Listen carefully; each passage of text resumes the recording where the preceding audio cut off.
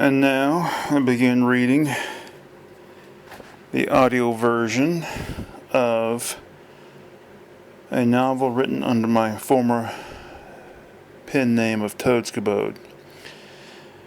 This is At Home with the Gas Giants by Toadscabode, Part 1, Chapter 1. Although he had been obligated to perform the most tender love scenes of his career in a gibbon mask, actor Chalman Beenan never publicly expressed any regret over his participation in the Two-Headed Boxer film franchise. Privately, however, the margins of the notebooks he filled with his angular, abstract poetry were evidence of deeply felt distress and resentment at being so totally identified with his Garlicker Gibbon character. He both loved and hated Garlicker Gibbon. One of his fellow actors in the Two-Headed Boxer series, Dan Mountanian, explained to an interviewer collecting material for a biography of Beenan. On the one hand, Mountanian continued, the Gibbon made him rich and famous. Chalman was one of the most well-known and well-loved stars of the early to mid-1970s. But on the other, all of his roles outside the mask were pathetic failures. A few, however, would dispute Mountanian's claim. Beenan appeared as the smelly priest in Ken Listert's Gullet of the Madman's Wheel, a film which, while no critic's darling, was a substantial hit on its release in 1983. He also had a recurring role on the popular TV show Trolling for Pussy, although this did require him to wear a gibbon mask in one episode. Had enough time elapsed for Beenan to enjoy this sporting reference to his most famous characterization? The mutilated monkey doodles and vulgar words in his notebooks say no. Chalman Beenan's poetry was not widely known while he was alive. He only published one book of his work during his lifetime, and that was privately printed, limited to 100 copies. However, after Cortez McBanjo read a couple of Beenan's poems on the Cindy Chickenette morning TV talk show, a collection, Gibbon Mask Wearer, was published in response to public demand. This was quickly followed by two additional volumes, I Hate the Gibbon and Junebug Alto Abdomen. The publication of the last book, full of somber, contemplative poems about the interaction between identity and environment, coincided with the release of a special effects-laden remake of Two-Headed Boxer. It's really more of a reimagination than a remake, insisted Billy Kentucky Smooth Pritt, the director. Whether it was the book or the film that pushed Garlicker Gibbon back into the public consciousness, among the many items for sale in the great flood of merchandising connected with the film was the Garlicker Gibbon Halloween costume, very popular with children. Alex Spaghetti spotted one of these costumes at a department store. I had a Garlicker Gibbon costume when I was a child, he suddenly remembered. While he had no memory of actually wearing the costume, he did remember finding it in the basement a few months after Halloween. He had tried it on and been amazed at how much he had grown in the interval. The costume no longer fit. He split the inseam trying it on. The elastic band on the mask broke. The mask itself had begun to crack on the edges. Spaghetti had immediately put the costume back in the trunk where he had found it. He wanted to hide it away, to keep its decay and obsolescence from him. He was 7 years old. Alex Spaghetti, now an adult, had rekindled his love of the character. He had even founded a club, the Federal Necksore Association, to indulge his desire to dress up as Garlicker Gibbon and celebrate all things related to the Two-Headed Boxer films. At first he had been upset by the appearance of Billy Pritt's new film. He feared that people would think it had motivated him. But it's not true, he told a prospective member. I had the idea. I put the whole thing together over a month before I had even heard there was going to be a new film. What do you think of the new Two-Headed Boxer? The prospective member, Rose Gal, asked him. I was upset at first, Spaghetti confessed, but the more I thought about it, I realized that it would only further interest in the original series. Have you seen it? Not yet. Spaghetti had no intention of seeing the remake. Ever. He didn't want his memories tainted. In truth, it turned out to be a good thing that the remake had been accompanied by such an outpouring of merchandise, and that most of the members of his newly formed club were motivated to join after seeing the remake. anyone who attended a meeting in the guise of Garlicker Gibbon came as the new Garlicker Gibbon because that was the only style of costume available for adults. Of course, a few people turned up with vintage children's costumes. One even had his daughter model one for everyone, but only Alex Spaghetti had gone to the trouble to make a reproduction of Chalman Beenan's original wardrobe and mask. At the fourth meeting of the Federal Next Door Association, the members were sitting in a circle eating cookies baked in the shape of Slade and the Kangaroo.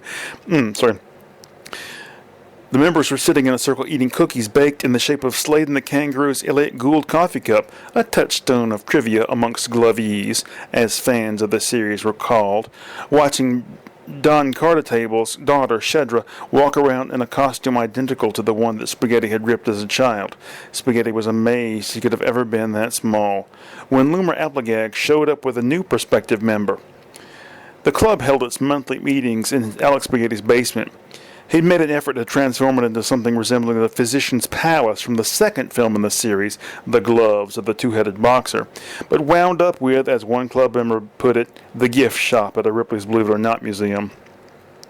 Spaghetti, in his capacity as president, sat in a corner of the basement beneath one of the most prized artifacts in his collection, a larger-than-life-size cardboard cutout of General Oboe, an advertising prop used to promote the fourth film, Roundabout the Two-Headed Boxer. A woman on his right, dressed in violation of protocol as Deanna Troy, commented in an undertone, "Loomer's finally here." Spaghetti looked up and saw Loomer Applegag, but he also saw Applegag's guest. The newcomer was dressed as Garlicker Gibbon, not the Garlicker Gibbon of the remake, nor the most famous version from the first film, but rather Garlicker Gibbon as he appeared in the infamous Two-Headed Boxer Christmas special, broadcast only once in 1978 and never seen again. Alex Spaghetti had only vague memories of watching it. In it, Garlicker Gibbon was dressed as a Gothian mercenary of decidedly disco bent. He performed an abominable rendition of Jingle Bell Rock, complete with holographic miniature Fred Astaire quadruplets that emerged from the cuffs of his shirt sleeves and pant legs to accompany him in dance during the electric zither solo. Execrable as all this was, the special had yet established one fact in the Two-Headed Boxer canon, that Garlicker Gibbon had indeed gained control of the disputed robot wastelands. If there had been a sixth film in the original series, this fact would undoubtedly have been expanded upon.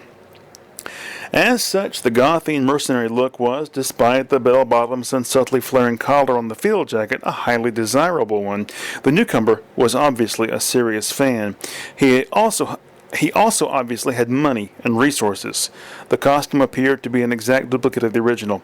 The mask, of the highest quality, was alone enough to send Alex Spaghetti into a paroxysm of jealousy. "Alec, I want you to meet Vibermar Aesop." Applegag introduced his guest to the club president. Spaghetti rose to his feet and shook hands with the man. Of course, he couldn't tell if the other man was better looking than he because of the mask, but the other's voice betrayed the easy-going disposition of someone familiar with surfing, skateboarding, and the approbation of his fellow man. He probably gets more than his share of pussy, Spaghetti thought ruefully. "Nice to meet you," Spaghetti told Aesop. He invited Applegag and his guest to have a seat around the low plastic table before them. The formalities of the meeting were over. Everyone was socializing. An album of music inspired by the idea of talking apes and mystical rites in space was playing in the background. "I'm really gassed to be here, man," Aesop announced as he sat. "Vibermar works at Transworld Pushers," Applegag explained to Spaghetti, although the explanation fell short if you thought about it for a minute. Spaghetti nodded. "I have to say," he began, "that is probably the best reproduction I've ever seen. The truth cost him a little in terms of his pride, but it was better to expel it now than let it fester inside him like an Easter egg found too late." "It's not a reproduction," Aesop replied. "It's original." "What?" "This is the original costume worn by Chalman Beenan in the Christmas special." Aesop held out his arms for all to inspect. Rose Gow, seated on Spaghetti's left, gasped. Looking closely, Spaghetti could see stains on the fabric that might well be 30-some years old. Did Beenan spill something on himself during the filming? Milk, perhaps? He was known to like milk. Or was that just an overblown story based on one unduly memorialized incident? Spaghetti sat back in horror. No. He was awestruck. Yeah, Aesop agreed, acknowledging the fabulous. My dad bought it at the auction of Pineapple Productions' old props several years ago. Spaghetti almost asked what the newcomer's father did for a living, but stopped himself just in time. It would never do to reveal the depths of his curiosity. Just how far down his envy lay would be the next thing to be exposed. He smiled. Well, as much as his mask allowed him to smile. It's amazing, he admitted. But, he suddenly sat forward, you need to be careful wearing it out in public. You could damage it, or spill bean dip on it. Oh, I don't think it has much.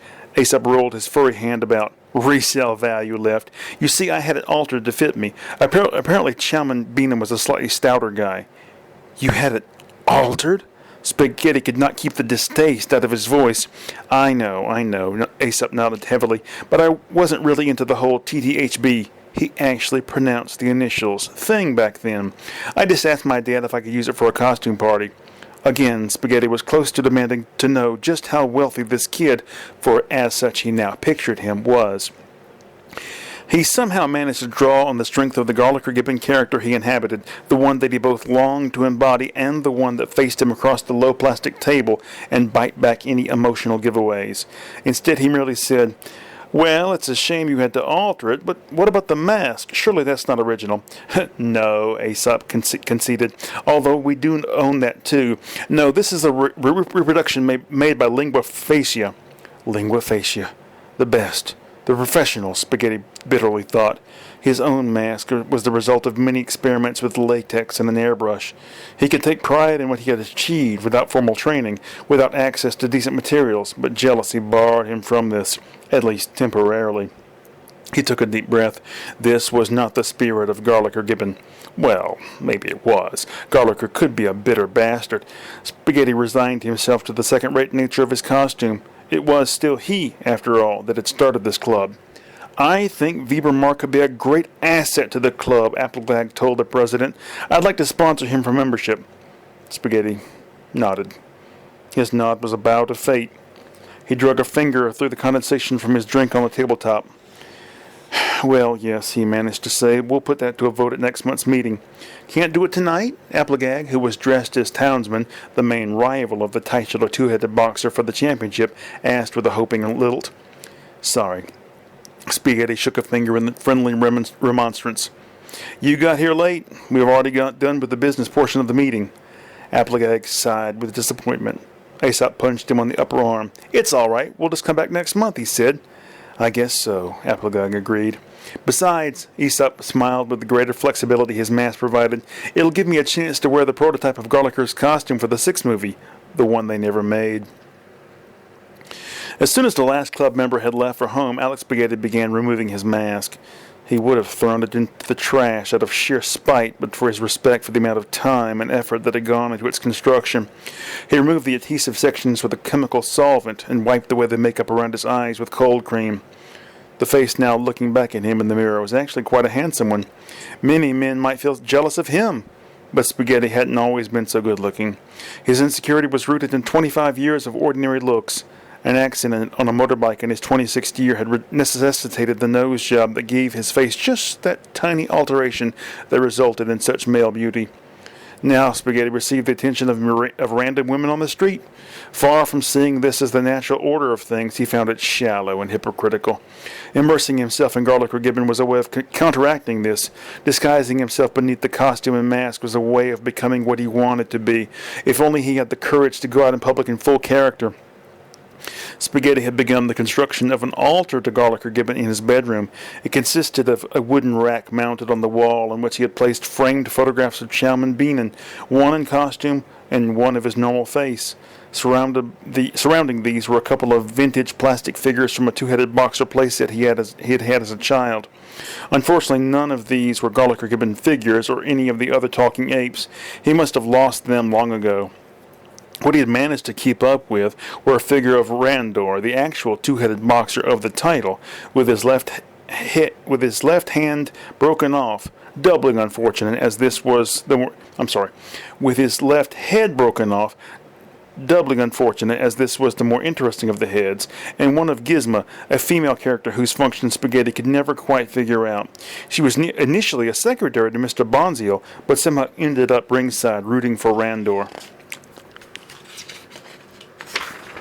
Strange, thought Spaghetti as he gazed at his memorial in the beginning of a ritual that could easily become the basis of a cult, that I didn't identify with the two-headed boxer himself or one of the giant robots as so many other kids from my generation did. What I need, he suddenly thought as he turned away and began readying himself for bed, is one of those T-shirts with Randor on it that Mark Luncheon had, an old iron-on transfer on a mustard yellow shirt. A picture of Randor bordered in an almost Art Deco squiggle of maroon, the name Randor spelled out in a sloppy, bubbly font of handwritten derivation. After all, there was more to the appeal of Gallagher Gibbon than just the character himself. There was the whole world of which he was a part, the world of those wonderful 5 movies, well, 4 really. The last one, extra-large two-headed boxer, had been demonstrably inferior. Spaghetti sat on his bed and found himself disturbed from these thoughts by the ringing of the phone, even as he gazed at the neighboring clock and absently calculated how much sleep he would get. "Hello," he answered. "Alex Spaghetti?" A voice, evidently hesitant about pronouncing the name correctly, asked. "Yes, that's right." "Alec, this is Jerry Lancaster. I work for Space Limited Accomplishments." "Oh, yes? What's going on?" "Alec, we need you to drive tomorrow." "Okay." Spaghetti picked up a pen. "What time?" "Well, first you need to pick up Clark Seville." Jerry pronounced the name clearly for Spaghetti's benefit. Then he spelled it. "At 7 o'clock sharp, in front of the Plasma Building on Knife Sharpener Road. You got that?" "I got it. How will I recognize him?" "He'll recognize you," Jerry informed Spaghetti. "Then you're to drive to coordinates 15, 22, 11, 35. You got that?" 15, 22, 11, 35. Got it. "Doesn't matter really what time you get there. Just don't dawdle." "I never dawdle." Spaghetti was a little insulted at that suggestion. "Well, don't start tomorrow." Jerry sounded like a nanny gently chiding an elephant. Spaghetti started setting the alarm on his bedside clock. "And what do I do after I get to 15, 22, 11:35? "You pick up Toad's Cabot and me."